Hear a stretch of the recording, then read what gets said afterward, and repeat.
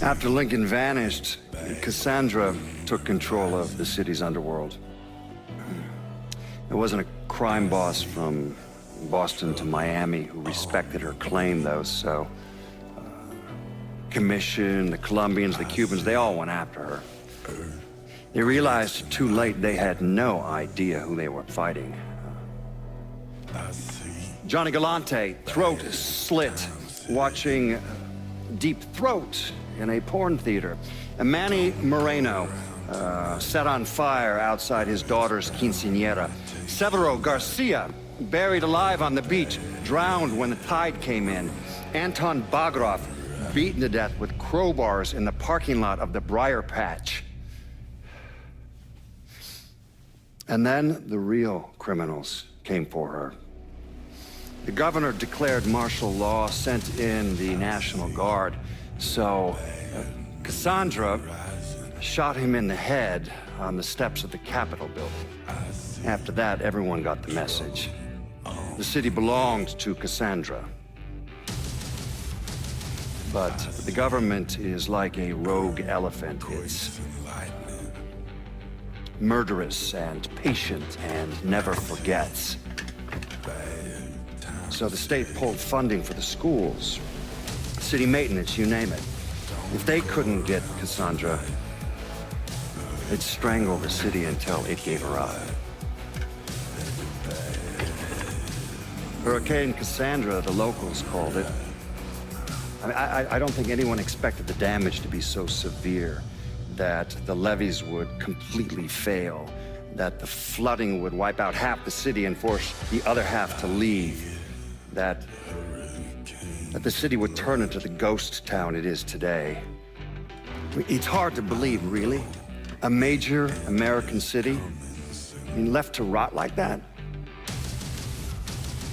Some say Cassandra was one of the thousands who drowned in the flood. Others say she slipped away to the swamps and still rules what's left of the city's underworld from the bayou. Either way, she's a ghost. She hasn't been seen in years. After Samarkano's death, Lincoln Clay disappeared. The Bureau deprioritized the investigation after a few months, but I keep an active file. In 1971, I tracked him to a California shipyard where he was working under an assumed name. By the time we got there, though, he was gone. The trail went cold, and by 77, 78, I figured he was dead. But then I got a report of someone matching his description working with the Colombians. Since then, there's a new sighting of him every couple of years. Lincoln made it out to California. Worked at the shipyards for a few years. Met him a woman. Seemed like he was gonna get married, but then it all came apart. Don't know why. And he started moving around. He went to Alaska, New York, South America. He even went back to Vietnam.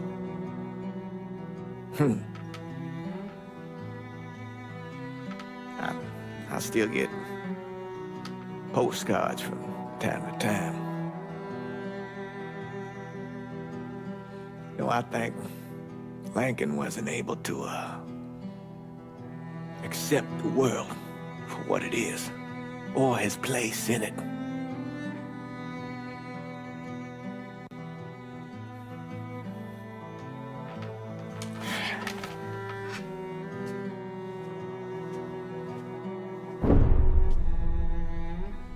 Someday, he's going to get tired of running, or make a mistake, and I'll be waiting. I promise you that.